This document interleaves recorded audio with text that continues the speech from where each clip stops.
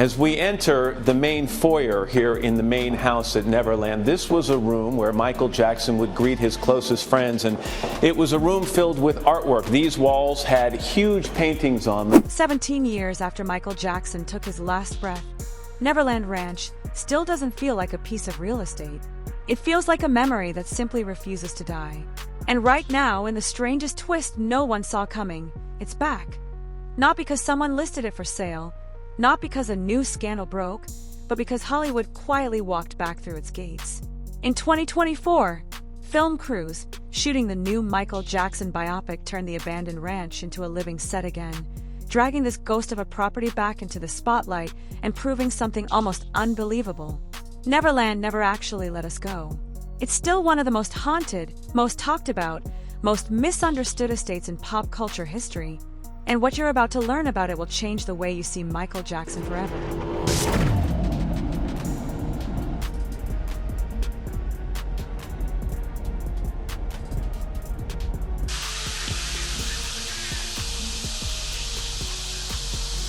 Down the stairs, and here is the master bedroom.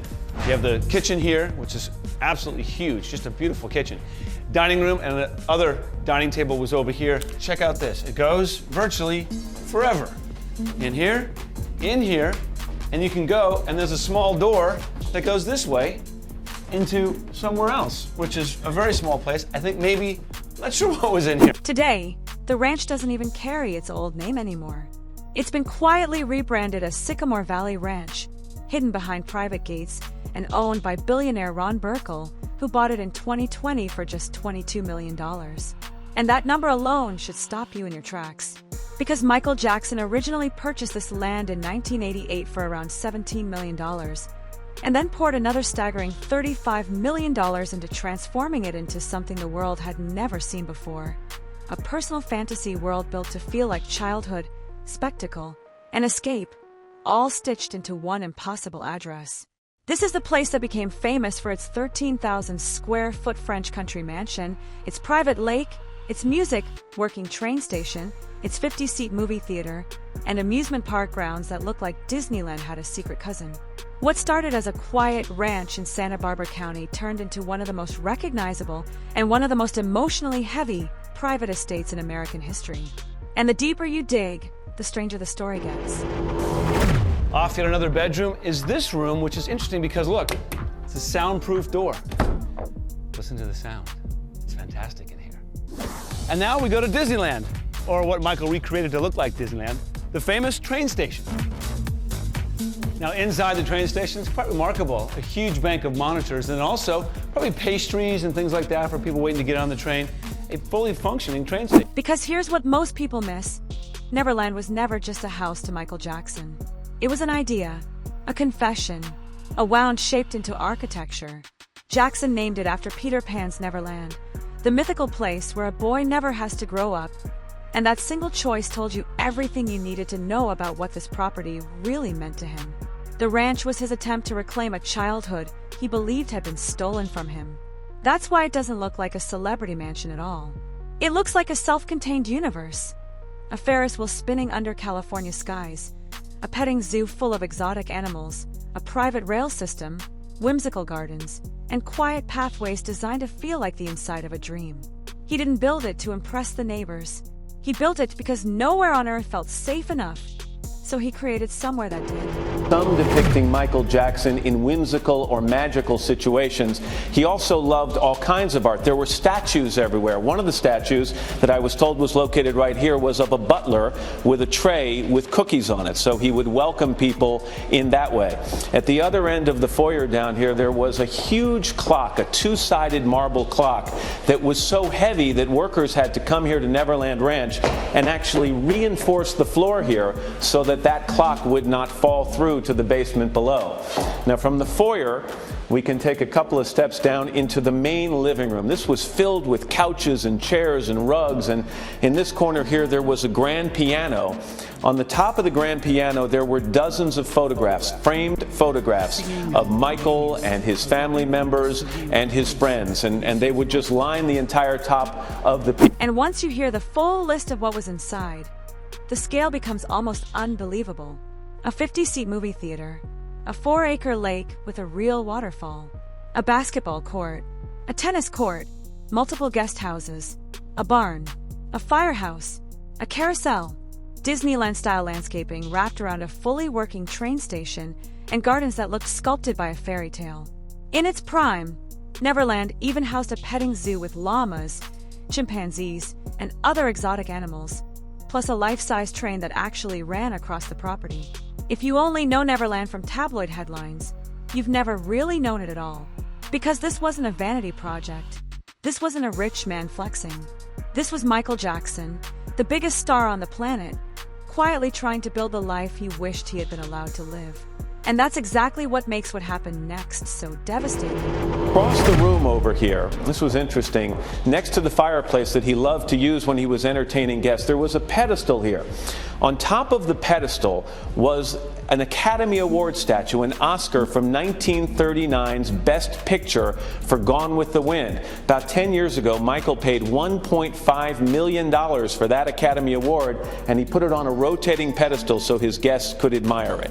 Again, this was the living room, and it leads us into the kitchen, which is a huge kitchen. This is the size of Meredith's kitchen, but this is an eat-in kitchen. He had a round table over there by the window. He would eat breakfast and lunch over there. And then this is the main preparation kitchen area. Of course, he had a lot of people working for him, people who cooked for him.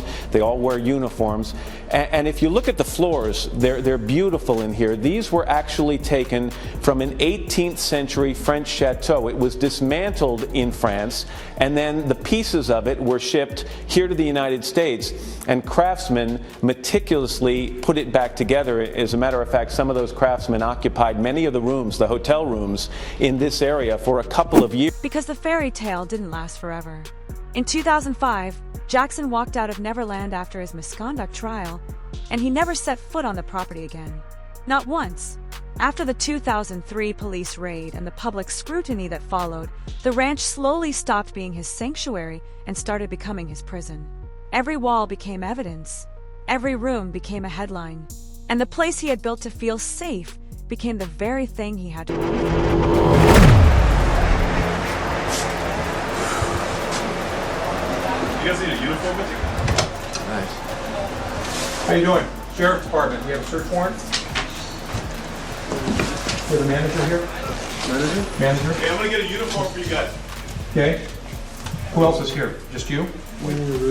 Okay, why don't you stay here? Okay.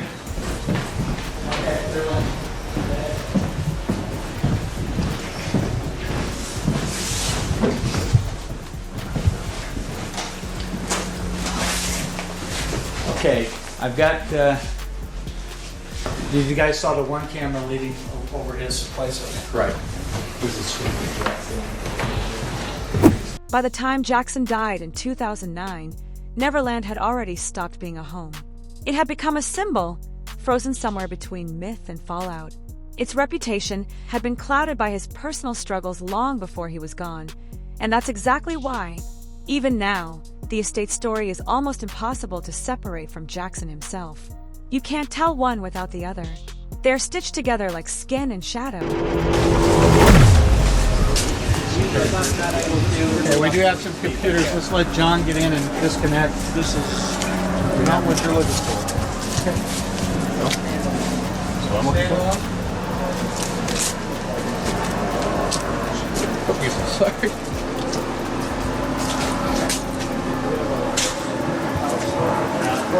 Telephone list, there should be a security house. Okay, let's let Opie and those guys know that we may be looking for that. Security at the Oh, no, house. that's at This at is the house. The security At house. the house. Security office is right at the main gate. Well, the Okay. fireman is saying that they have an office, which is where the security, what's her name? Violet. Violet. And my office, I just put a desk in there yesterday She's for the head me. of security. Where is Violet? Violet actually was on the phone when I was on the phone with her on the helicopter, so I told her I think something's going on, and so I don't know if she was heading. And the moment he left, the property began to unravel. In 2008, Jackson defaulted on a $24.5 million loan tied directly to the ranch. After his death, Colony Capital moved in and quietly stripped Neverland of its soul, the petting zoo, the rides, The amusement park that had once defined the whole property, all of it began disappearing piece by piece. The magic didn't vanish overnight. It was dismantled, slowly, surgically, and that's what makes the later years of Neverland feel almost haunted. The place didn't simply age.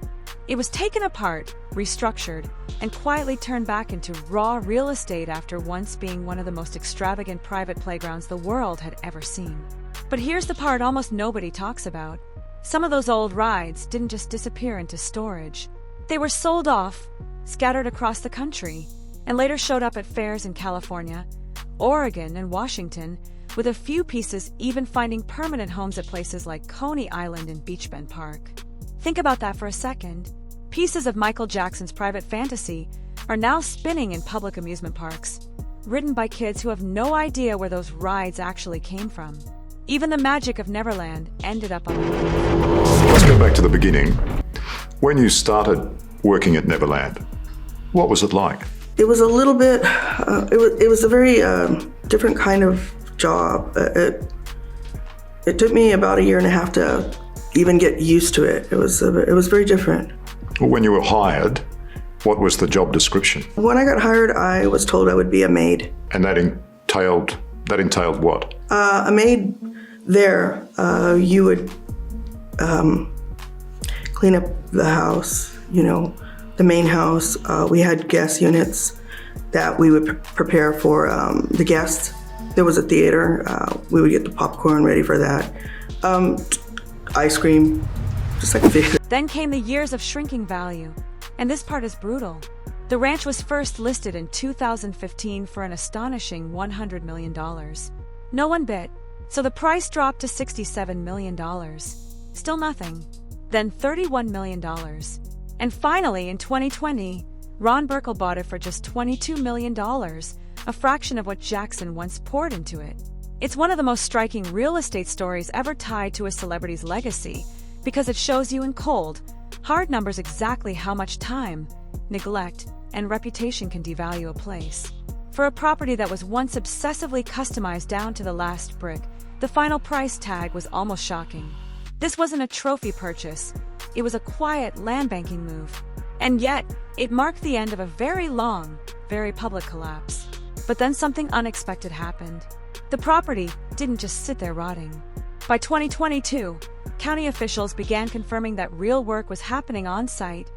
Permits filed for roofing, electrical repairs, structural restoration. Reports describe steady activity flowing in and out of a 2,700-acre estate, with the new owner quietly making good on a promise to restore what was left. And that changes everything, because Neverland is no longer just an abandoned shell. It's a private, heavily guarded property that is actively being brought back to life, even if the public will likely never be allowed inside again. Now I'm entering really the private area of this home and stepping into Michael Jackson's private master bedroom suite. I just want to show you on the wall a security code panel so that Michael could push this to enter this area, or anyone else who would have access to this area would push. But here's where the story takes its strangest turn yet. Because in 2024, Neverland was pulled back into the spotlight in a way no one expected, as a living film set. Filming permits revealed that production on the Michael Jackson biopic included dialogue scenes, petting zoo sequences, and even stunt filming directly on the property. SF Gate reported that Hollywood had literally descended on the ranch and breathed new life into its bones. So the same ranch that sat silent for over a decade was suddenly humming with cameras, lights, and actors recreating the life of the man who built it. But that's where the controversy exploded. Because the first version of the biopic was actually going to include a recreation of the infamous 1993 Neverland raid, and some of that footage had already been filmed. Then the legal walls came crashing down. Due to Jackson's old settlement with the Chandler family, that material became legally impossible to use, and the production had to scrub it from the film entirely. Which means Neverland ended up doing something almost poetic. It became both the real filming location and the exact place where the movie had to stop telling Michael's story. Let that sink in.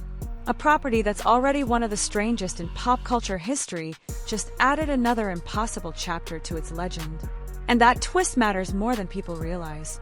Because Neverland was never just a backdrop. It represented the part of Michael's life where fantasy, isolation, and control all collided in one address. He built it as a hiding place from the pressure of fame, and it became the very monument of that pressure. He built it to protect innocence, and the world used it as proof of guilt. That contradiction is exactly why this ranch still grips people decades later. This isn't a real estate story. This is a character study carved into 2,700 acres of land. And the size alone tells you something. The estate is anchored by a massive Normandy-style mansion and once held as many as 22 separate structures, including a full zoo, working amusement rides, and landscaping that literally spelled out the word Neverland in giant letters across the ground. Music, that is not the scale of a house. That is the scale of a world. And even today, music, with most of the original whimsy stripped away, the sheer size of Neverland still makes it feel less like a residence and more like an entire kingdom that lost its king.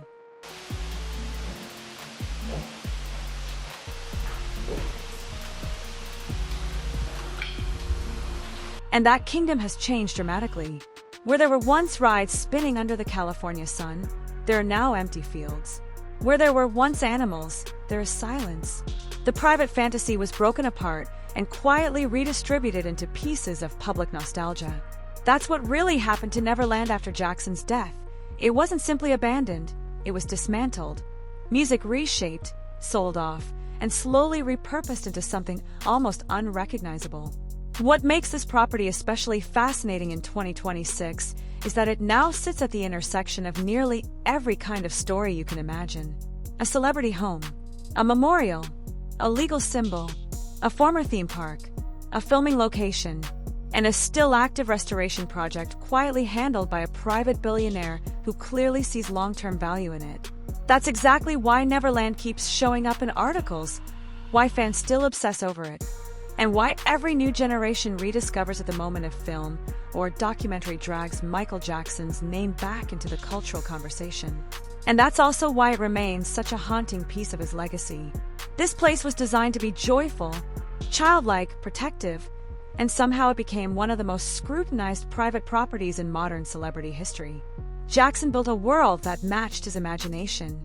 The outside world then turned that same world into evidence, rumor, music legend, and finally a movie set. That arc, from fantasy to fallout to partial restoration, is exactly what gives Neverland its power. Because even now, it remains Michael Jackson's most visible attempt to turn a feeling into a place. He had so much stuff that there was no more room, and he kept bringing in more stuff. I didn't know where to put it. What sort of stuff? Stuff like from overseas, just things that he liked to collect for his bedroom. How big was this bedroom? His bedroom was very big. It was like the size of a home. It was the two-story. So when you go into his bedroom, it was very huge. And then on one side there was a walk-in closet and a stairwell that would go up to a loft on the top. So there was another bed up there. On the other side there was another walk-in closet, a big jacuzzi. So it was big, a lot of wood. The floors were all wood. And that's really what makes this place impossible to forget. Neverland was never about Michael Jackson's money. It was never about his fame. It wasn't even really about his controversies. It was about the dream he built to escape all three. It was about the fantasy of a childhood he felt he was never allowed to have. It was about the way that fantasy grew so big, so detailed, so impossibly alive, that it became a landmark of its own. And it's about how, even now, years after his death, years after the property stopped operating as the wonderland he imagined, Neverland still feels unfinished, still haunted, still alive, still Michael. So when you look at Neverland Ranch today, you're not looking at a mansion. You're not looking at a celebrity estate. You, music, are looking at the remains of a private universe, one that tried to turn pain into play and loneliness into spectacle. The rides may be gone. The name may have changed. The land may belong to someone else now. But the story is still there, written into every acre, every wall, every quiet path. And that's why Neverland will keep coming back into the conversation every single time Michael's life does. It's still there, still enormous. Music, still loaded with memory. And still capable of pulling the entire world's attention the moment it reappears in the news. Maybe that's the most Neverland thing about Neverland. Even now, it refuses to stay out of the story. Show you something that is really somewhat special and interesting. If you look at these cabinets up here and then you open this cabinet here, you see another security panel, code panel here.